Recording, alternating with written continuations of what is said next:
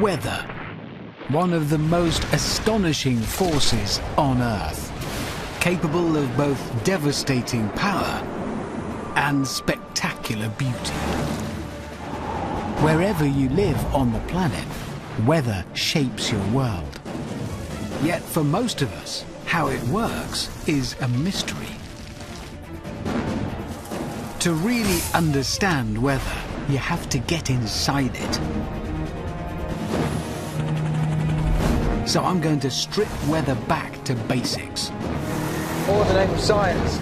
Uncovering its secrets in a series of brave, ambitious, and sometimes just plain unlikely experiments. Well, it certainly feels like a dust storm from here. To show you weather like you've never seen it before.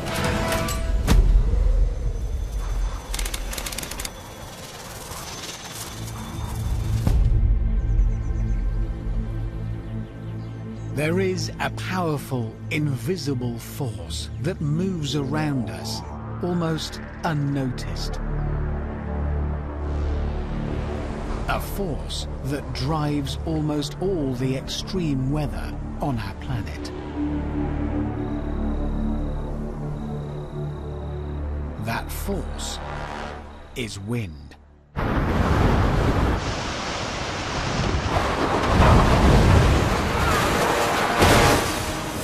In this program, I'll discover how wind creates that extreme weather, what it's capable of, and just how fast it can go.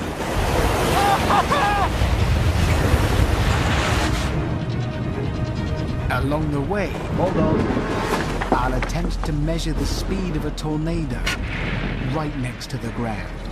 Oh, that's huge. I'll create a whirlwind made of fire to discover how a wind becomes a spinning wind. And I'll become one of the few people in history to deliberately walk into the middle of a twister. I'm going in.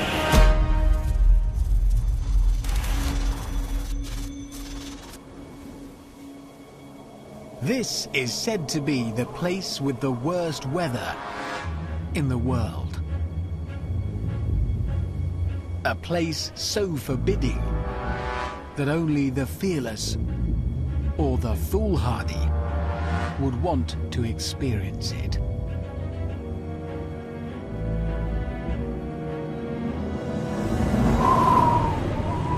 So, hazard a guess where we're starting.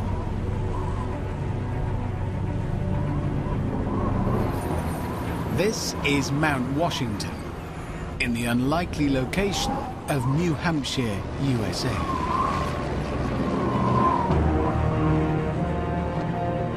You wouldn't expect extreme weather to be found in New England. But on April 12, 1934, Mount Washington Weather Station measured one of the fastest wind speeds ever recorded on land. 231 miles an hour.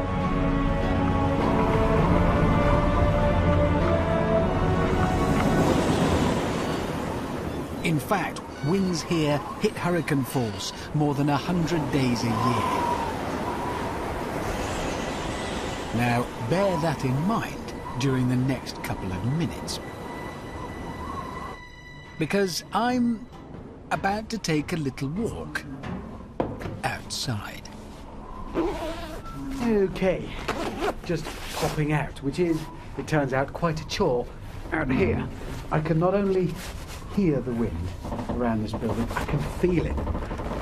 The whole place is vibrating. Oh no, I've forgotten my goggles. This is do it in the wrong order, and you just, right, your eyeballs can freeze. Any exposed skin, you have frostbite on it within 2 or 3 minutes. Right, that's my best hat. I won't get cold with that on. This is to stop my nose falling off, which would be bad because I'd never be able to wear sunglasses again when I want to. Liner gloves. Mittens. Okay. Obviously, I am now obliged by law to say I'm going outside. I might be some time. I mean, that's what I called it, is indoors.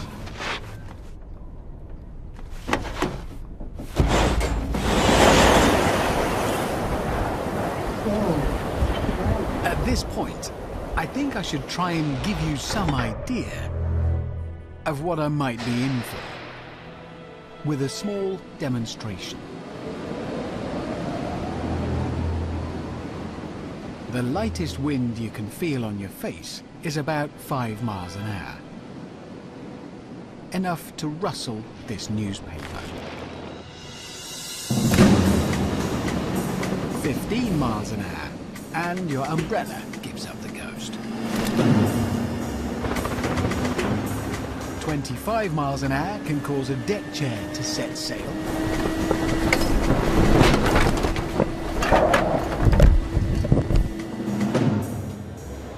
Followed at 30 miles an hour by your garden furniture.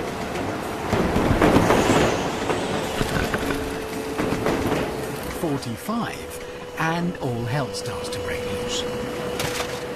Seemingly rigid structures suddenly make a break for it.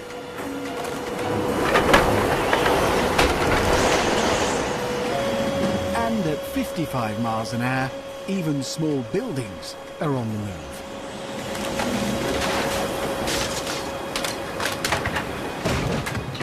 So why am I telling you all this? Because on Mount Washington, it's currently 65, with gusts reaching a staggering 85 miles an hour. Believe it or not, I'm actually sheltered at the moment. There's hardly any wind right here because I'm in the lee of the building. It starts about 6 feet that way, and then there's a lot of it. And the only way to demonstrate that is I'm gonna go and stand in it. And for reasons best known to themselves, Brendan and Sean on camera and sound have decided to come with me because they're idiots. So, here we go. Right, walking, not windy, not windy, not windy, oh, getting windy,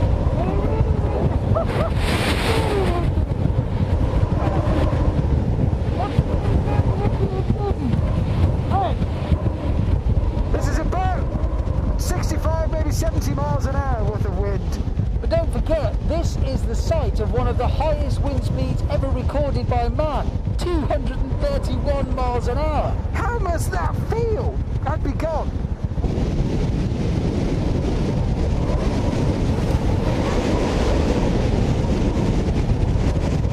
They do a calculation around these parts where you take your weight in pounds.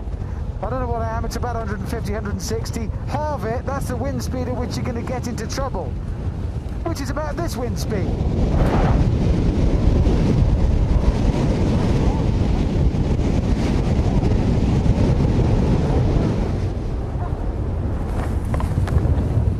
There are 3 major storm systems that meet right here.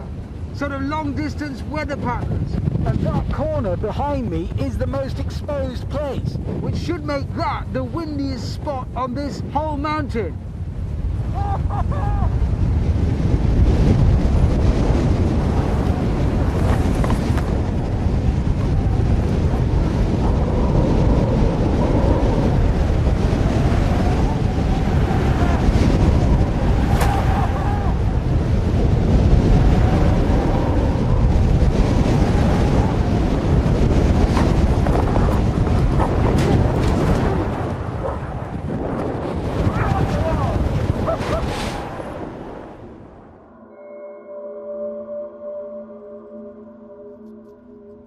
But lots of places have storm systems. Why is it here that's so windy? Don't worry about this. They said it was just a precaution. So, take my hat, the one that caused this in the first place. Let's pretend this is Mount Washington. This desk fan is the wind. And we can see the wind hitting the top of the mountain. Mount Washington is the highest thing for miles around. So although there are hills here and a town here, ski resort there, they make no difference to the wind hitting Mount Washington. They're not high enough as obstacles to block it or disrupt its flow, so any wind there is will hit the top of the mountain. But there is another reason why it's so windy up there, and it's complicated enough to demand a clipboard. All of our weather happens in the troposphere, the first 11 miles or so of our atmosphere, and the top of that layer acts as a sort of ceiling. You know what it's like when you squeeze the end of a garden hose and the water comes out more powerfully, more quickly, because it's squeezed through a narrower gap? It's exactly the same here. Use this. It's a precaution. The wind is forced through the gap between the top of the mountain and the top of the troposphere. That's a narrower gap, so it speeds up.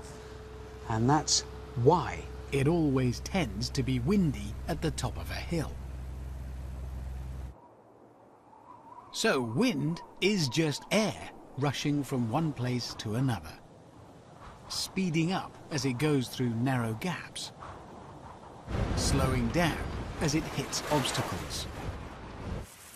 There are winds near the ground that blow locally, and ones high in the air that can blow long distances. And that is information you can use to your advantage. Right, here's how to amaze your friends. First, stand with the wind at your back.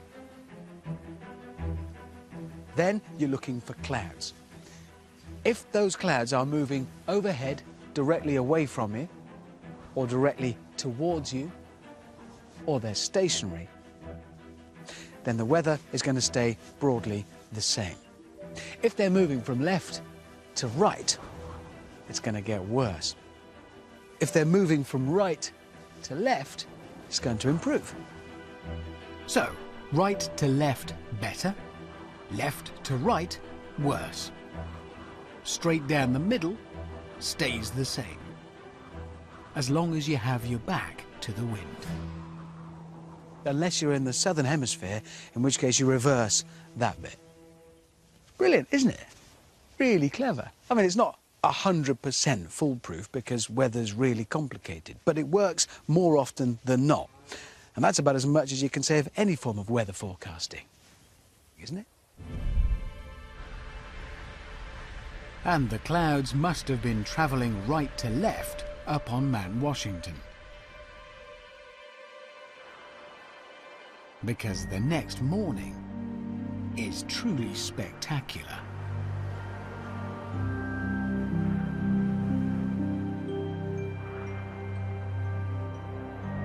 Unusually for this time of year, the cloud lifts and the wind subsides. Slightly.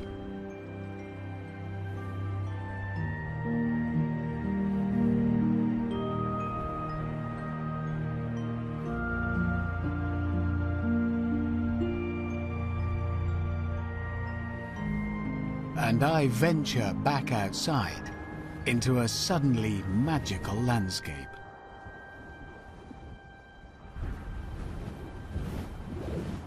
Folks around here quite proudly proclaim that it has the worst weather in the world. And, well, I don't know. I mean, it's severe, yes, but looking at it like this, worst, not so sure.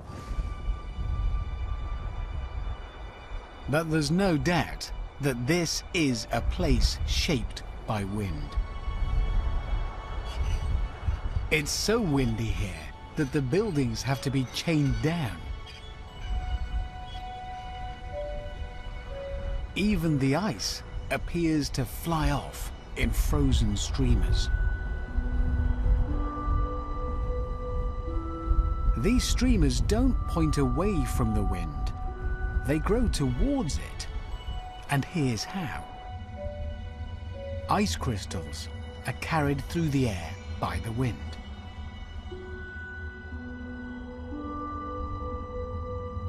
But the moment they touch an object, they freeze tight. The next ice crystal to be blown in freezes to the first, gradually building outwards in the direction they blew in from. And that gives me an idea. I've thought of another way you can see wind. I looked around and a lot of the snow that I can see in the air isn't falling, it's been blown by the wind, sticking to any available surface. So, I've got a pocket full of this biodegradable confetti. Let's wait for a good gust.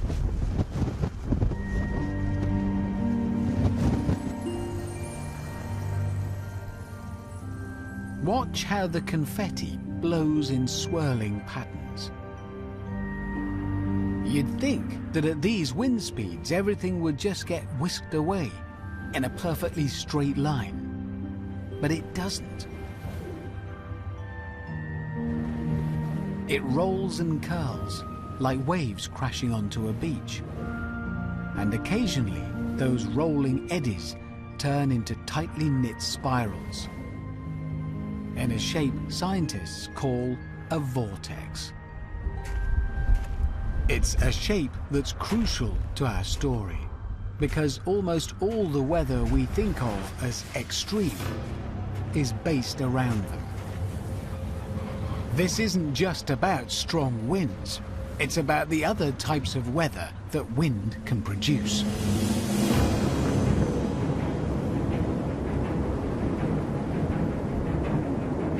Dust devils, water spouts, tornadoes, all are spinning winds based on this vortex pattern. Even hurricanes and cyclones have the same spiral shape. But to see how those spirals come about, I'm going to examine perhaps the most unusual vortex of them all.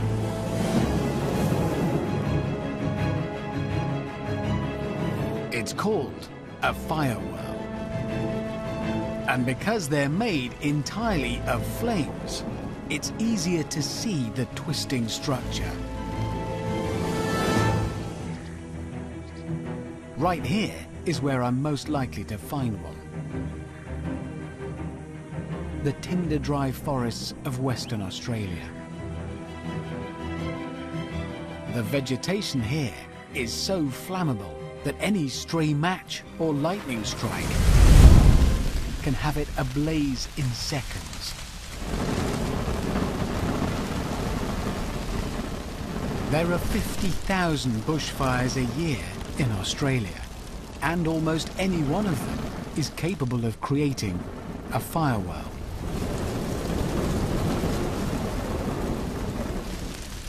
But because the fires are so impenetrable, and because firewhirls tend to be so short-lived, it's very rare to actually see one.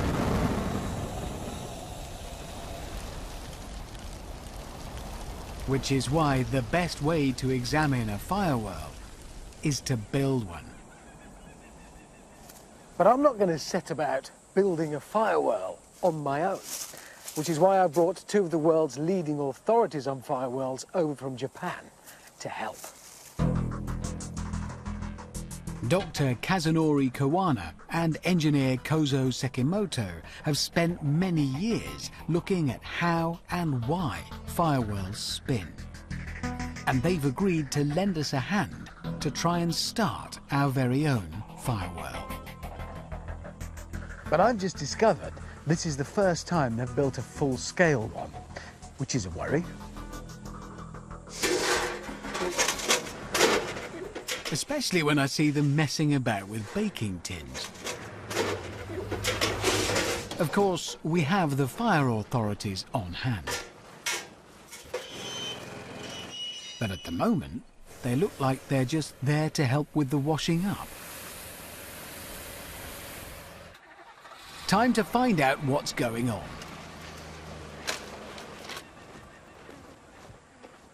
Chaps, baking tins. I'm intrigued. How does this work?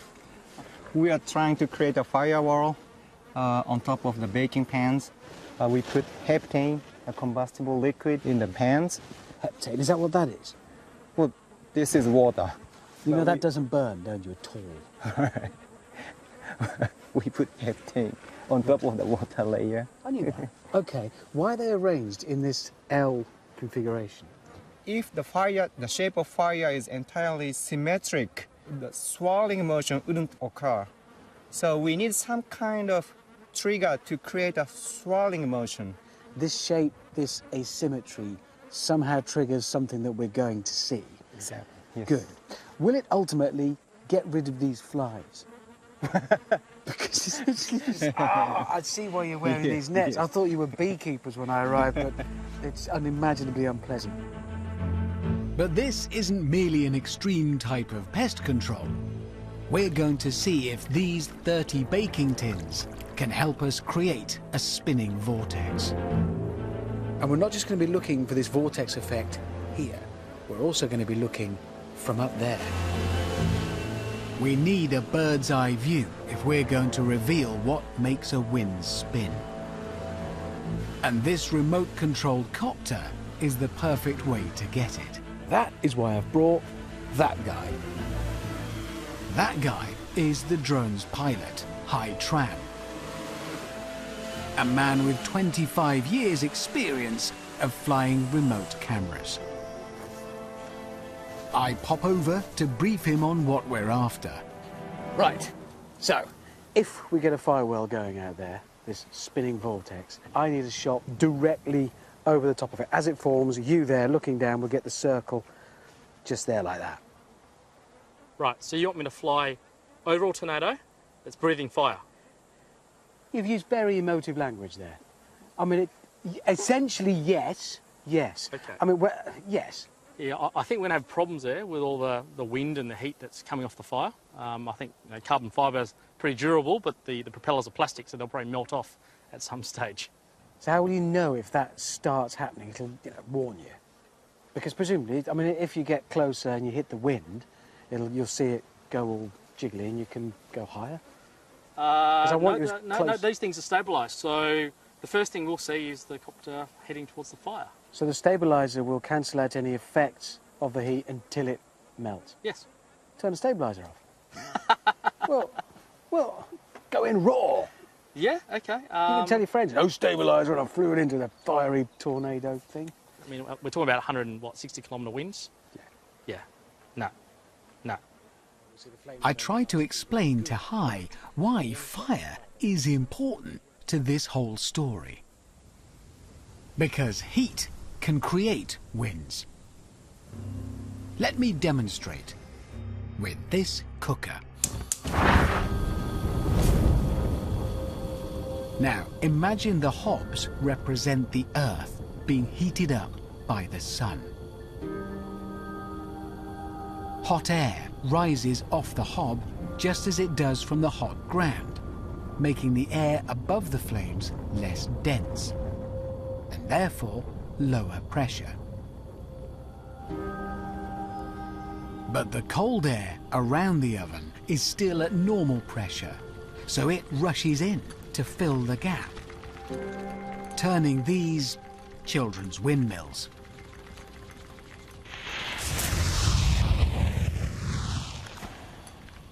And we can prove that the air is rushing towards the flames with the smoke from this match.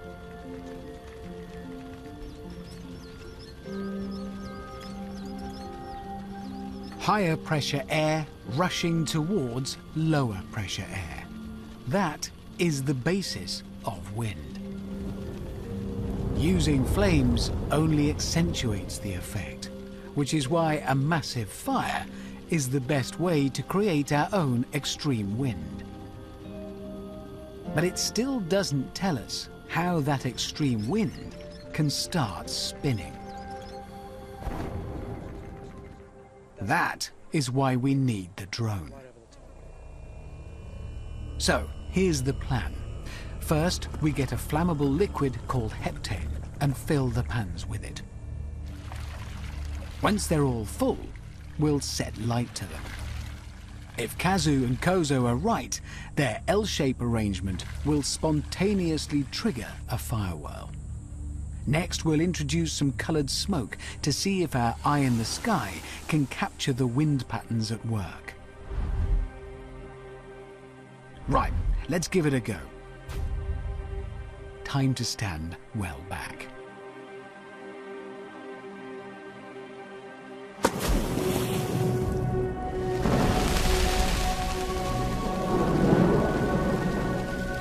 first, it all seems a bit underwhelming.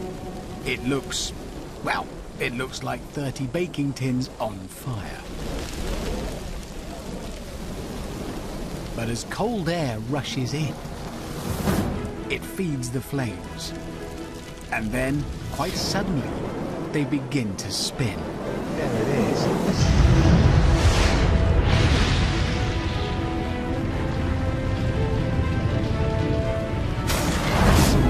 The spin seems to intensify the fire even more. The flames grow higher and higher until they tower above us. It's massive. A real-life fire whirlwind.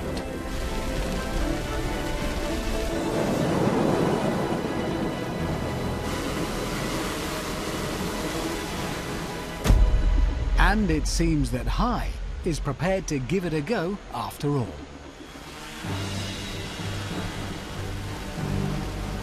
Climbing 20. Roger that.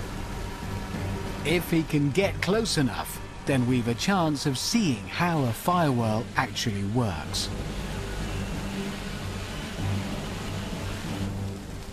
There's turbulence up there. Yeah, roger that. Remember, they have no way of seeing that turbulence. I think we're getting a bit close to the fire, Sam. He won't know he's in trouble until the controls stop responding and the copter literally melts out of the air.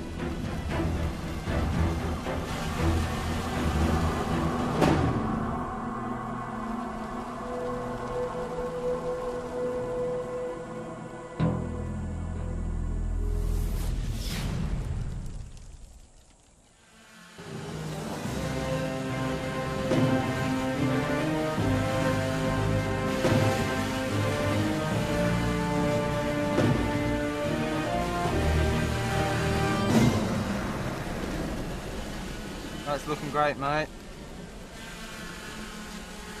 Okay, so now for the tricky bit, trying to see how our fire whirlwind was formed. Just like we did with the cooker, we're going to introduce some smoke. The crosswind is so strong that the smoke stays close to the ground, and on the far side, it blows in a pretty straight line. But on this side, parts of it bend round the L shape and get sucked in towards it. Let me try and explain what's happening here. Here's our L. And when the wind comes from this direction, it rolls around the end of it here, and it's drawn towards this fire. But it's also drawn towards this one here, and that sets it spinning. That starts our vortex. The vortex rolls along the long arm of the L, and when it gets to the fire here, it intensifies. And this is where our fire whirl is formed. The cold air carrying the smoke on the inside of the L is being pulled in two directions at once. And it's that that creates those little spinning swirls of green smoke.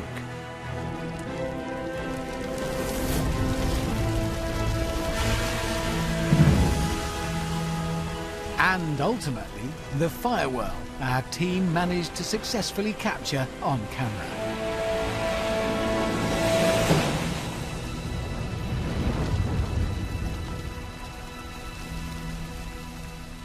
Now, obviously, you don't generally find baking pans in the wild, but natural L's occur when two separate fire fronts meet, each creating their own opposing winds.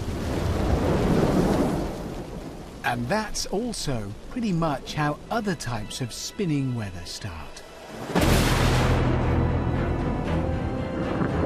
Two or more winds meeting at different angles and speeds. Some rising warm air and cold air rushing in to fill the gap.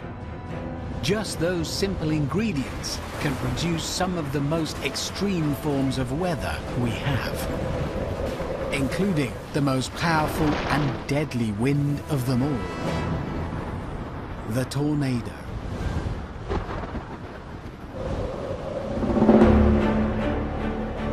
Because a tornado is spinning, it can move far faster than a normal wind. Not in a straight line, but in the speed that they can spin. And it's that spin that does the damage.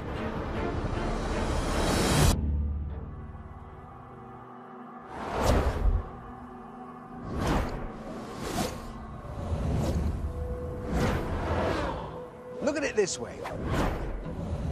If I'm spinning this bucket around my head, it's not how fast I'm walking towards you that dictates how hard it will hit you when I get there. Even if I walk really quickly, that speed's irrelevant. It's how fast I'm spinning the bucket that matters, and what's in it to add to the weight. And that's how it is with a tornado.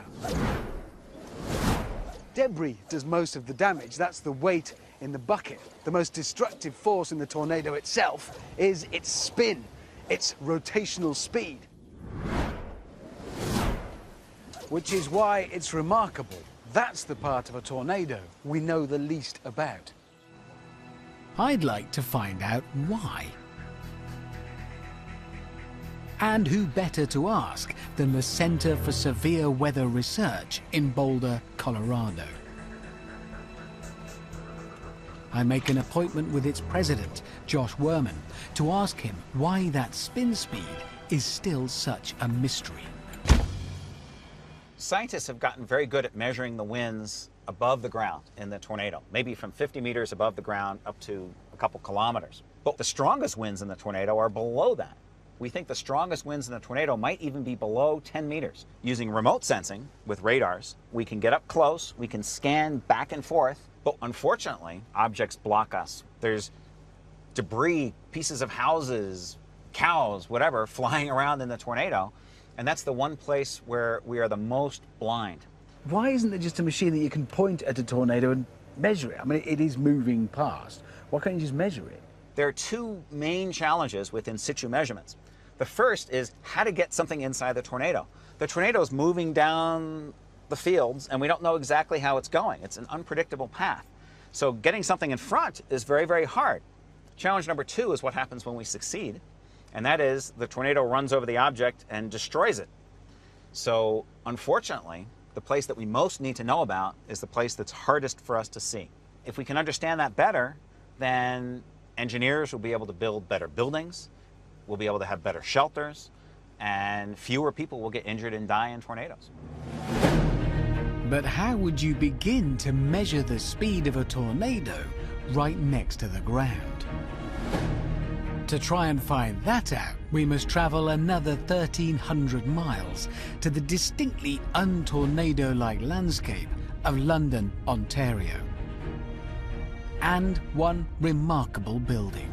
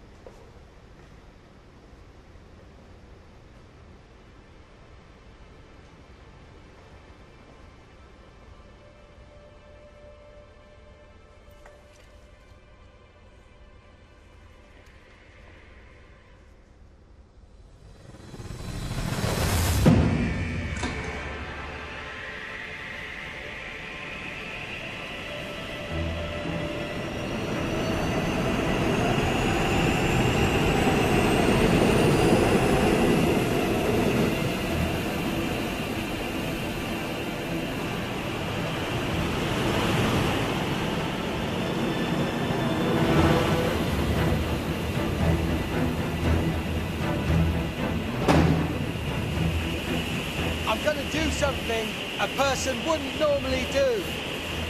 I'm going in. Listen, oh! I'm in! This is it. I'm in the eye of it. And all I can say is, yes, this feels as amazing as I suspect it looks. I'm in a tornado. It's the most astonishing feeling. It's dizzying. fast and spinning round me, but I'm still. This is massively scaled down, of course. A real one would be maybe 100 times bigger and the wind moving 4 or 5 times faster, but nevertheless, you get a sense of the relentless, terrifying power of one of these things in the wild. That is the most daunting sight.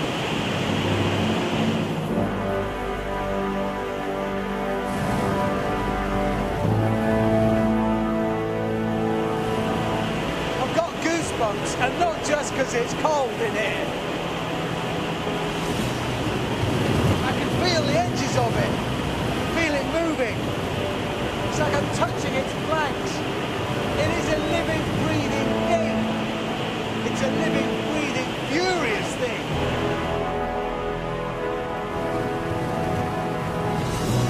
This is the Wind Engineering, Energy and Environment Research Institute, or WINDY for short. And it's the only place on the planet capable of duplicating the real-life dynamics of a tornado. It does it by using 106 giant fans hidden behind the walls and ceiling of the world's first hexagonal wind tunnel. The whole structure cost $23 million. And it isn't even officially open yet. We're pretty much the first visitors to set foot inside. Which makes it all the more delicate asking its boss, Professor Horia Hangen, for a little favour. Just while we're here, in this facility, I'd really like to just have a little look at velocities sort of that way, in tornadoes. Can we have a... I'm not going to say it's experiment a bit with it. Do you mind if we make a bit of a mess? Not a massive mess. There might be... We'll sweep up. You won't know we've been here. Everything will be gone. That's fine. We can do a little bit of a mess here, so we are prepared to catch some stuff that you throw into it. So Might happen. Thank you. you're welcome. Good for him. He's trusting us with his $23 million baby.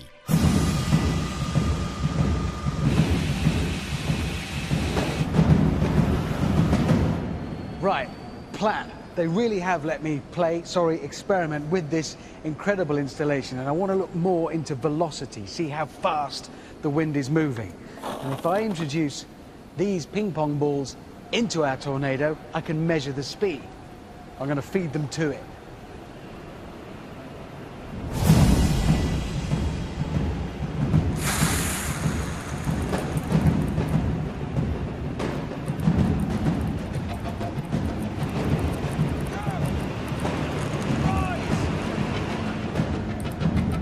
We think of tornadoes as sucking up everything in their path.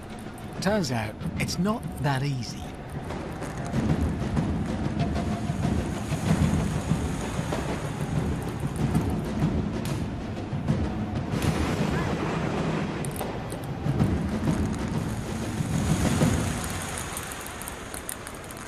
I retreat to the control room, where the professor and I spend the next 4 hours trying to get something, anything, to actually fly inside the tornado. With no luck. And then I think of the confetti on Mount Washington. What we need is something flat and light. We find these pink foam squares. They're similar to the confetti, but because they're substantially bigger, it should be easier to track their progress. If we can get those foam squares trapped in the tornado, and if we can get them lifted up and spun round without being spat out, then we might be able to time how long it takes one to do a full lap. That is a lot of ifs, I know, but fingers crossed.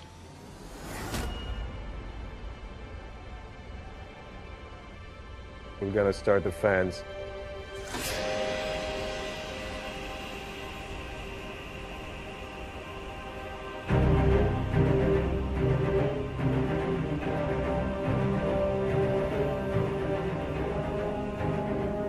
it see?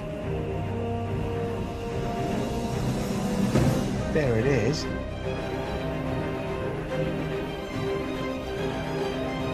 Good. Yeah, yeah. That's fantastic. There it is. That's exactly what we wanted. So they're held in.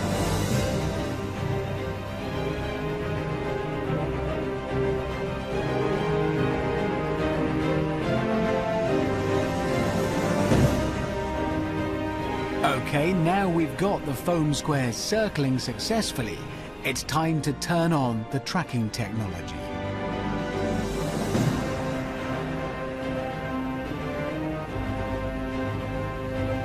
The computer follows individual squares, one after another, so it can create an average speed from the different trajectories. And it works. According to the computer, it's spinning at a shade over 22 miles an hour. The first time one has ever been measured this near the ground.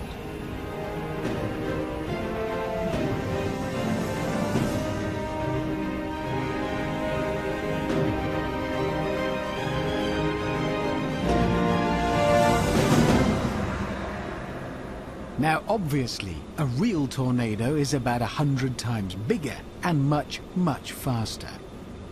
But now we know we can fly things in a fake tornado. It stands to reason we can get them to fly inside a real one. Problem is, how are we going to get them in there? I'm not standing next to it with a bucket. I have tried some things.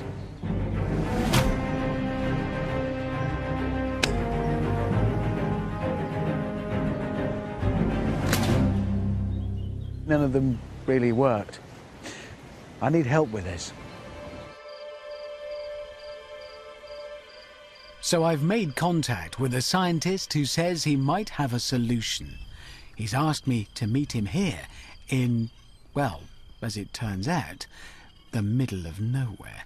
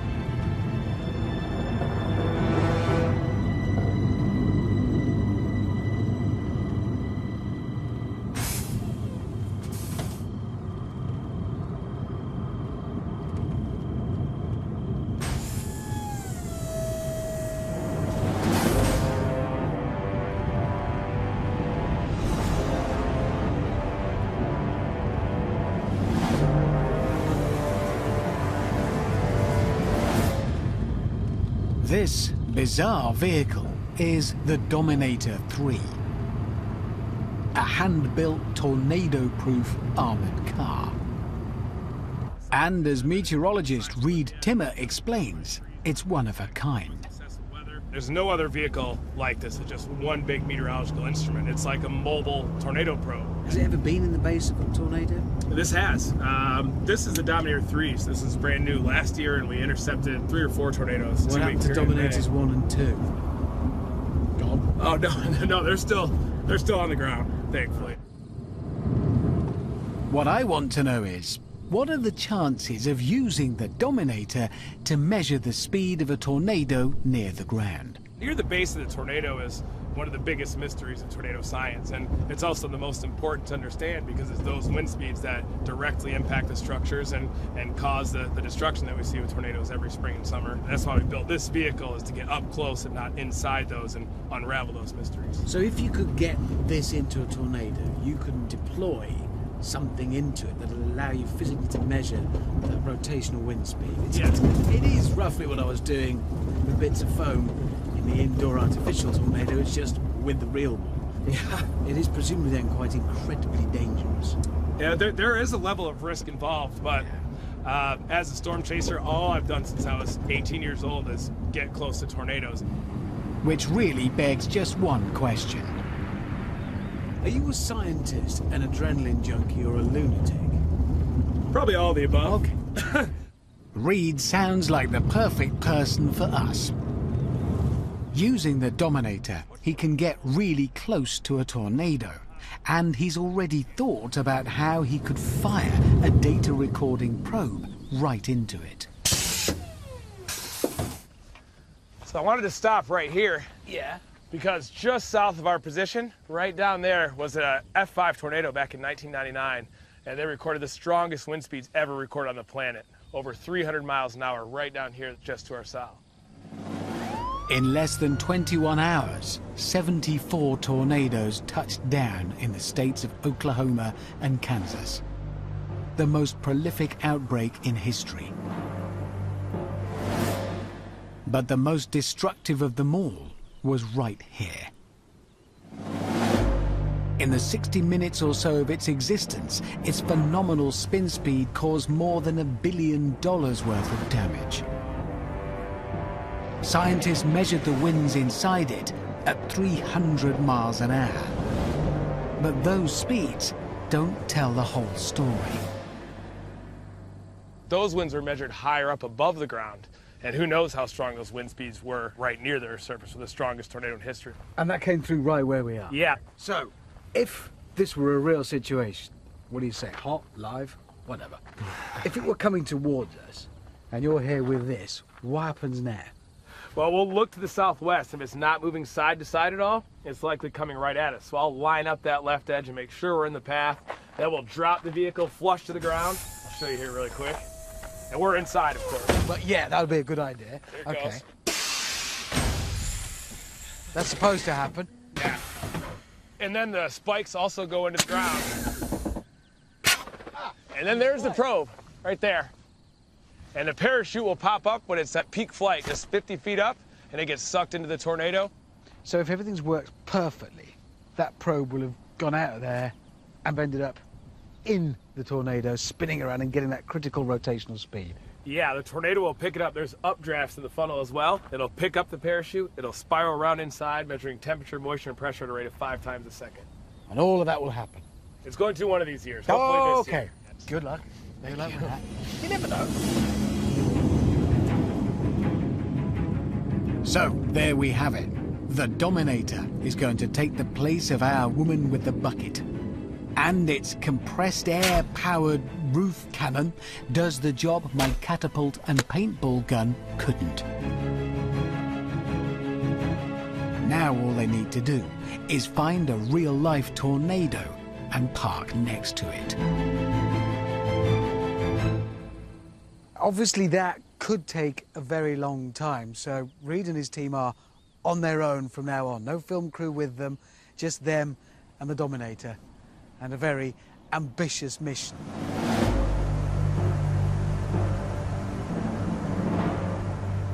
It actually takes 6 weeks, but finally Reed and his crew are hot on the heels of a real-life twister.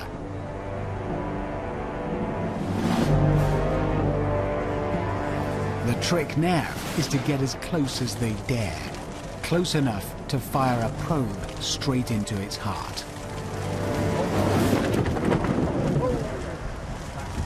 But finding that heart turns out to be pretty tricky. In on it. That's our GPS position. That's the tornado. About 2 miles to our southeast. We're getting real close. It's right here. Oh, we have this. A tornado can travel at about 70 miles an hour across the ground. Right here, guys. Stop right here. And change direction frequently and without warning. Which makes getting ahead of one incredibly difficult.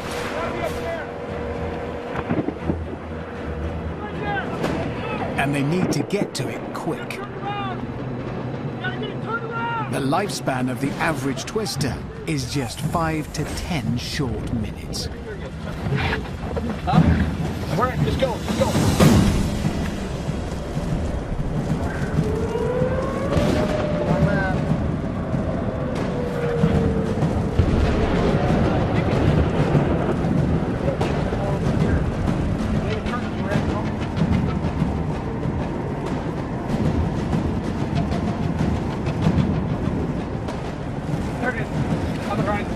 Tornado on the ground, right there. Straight ahead, gun it, gun it, gun it.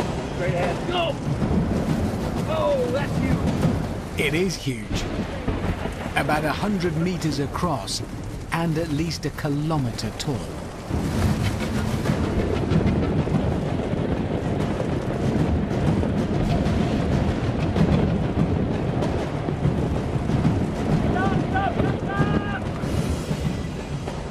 Perfect! Fix it! Look south! Look south!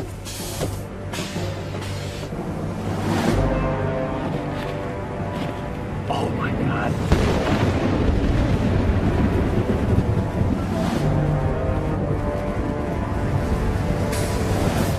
The tornado is coming straight for them. Coming right at us! Get ready to shoot! Right here! It's perfect. Boy! Boy! Boy, Kevin! Boy! Drop it down! Not the best time for the Dominator's window to fail. Roll your window up, Reed. Get up, roll your window up. Where'd it? Where'd it? Boy! Tell me when! Right here.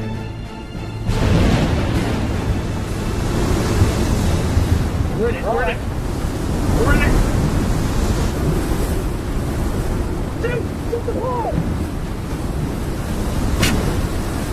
It's right there next to us! I seen him all the way around! It went one full revolution! It's in. They got the probe inside. I saw it make one full revolution, then I lost visual on it, so I know it at least went around one time. But that's only half the challenge. Now they need to retrieve it to find out what it recorded.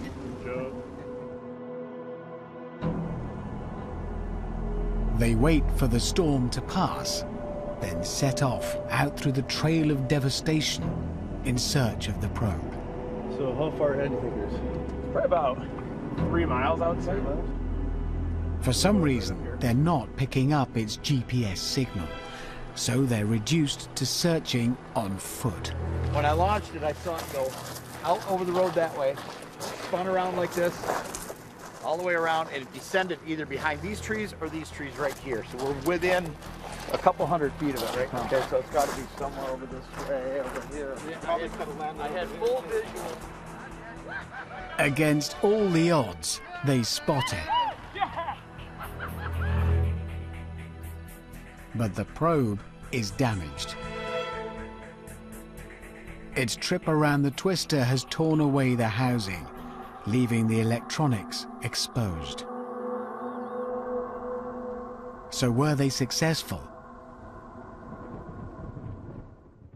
The moment I get word, I'm straight on to Reed to find out. Hi, Reed. Hey, Richard. You got the thing into a tornado. Yes, we did. Was that a special moment? It was a very special moment, Yeah. and it was a very scary moment, too, honestly. I think I might be getting a little too old for these tornado intercepts, but our ears were popping from the pressure fall. It was a pretty intense tornado, and seeing the probe take off was definitely an amazing feeling. So you've got it. You've got the probe. Yep. The information is stored on it, and what we want to know is the speed at the base and at the different heights in the tornado. That data is possibly on the probe. I'm betting it's on the probe. Okay. But we'll be able to get it off here. It should be any week, any day now. And We've got so close. I mean, yeah, there it is. A lot of that. both of them. Okay. Reed and his team have accomplished something that no one has ever done before. They've managed to get a flying probe into the base of a tornado. Today is the first time we've recovered one that we know is inside a tornado. So this is a huge success for our science mission, and I'd say this is definitely a stepping stone for things to come in the future. It's a proud moment. Unfortunately, the probe turned out to be too badly damaged, so they're planning on doing it all over again.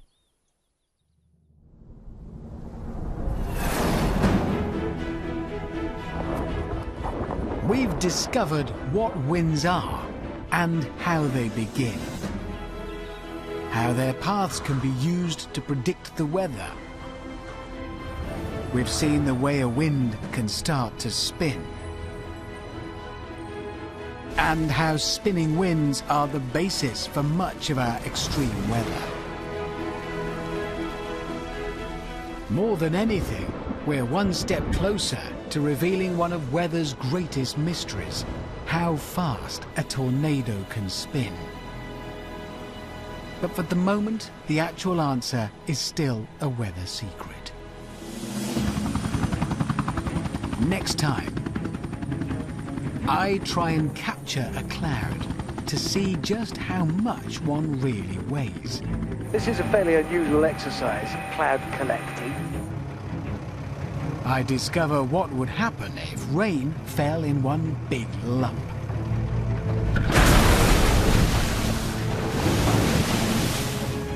I test the astounding hardness of hail and the unbelievable speed of an avalanche.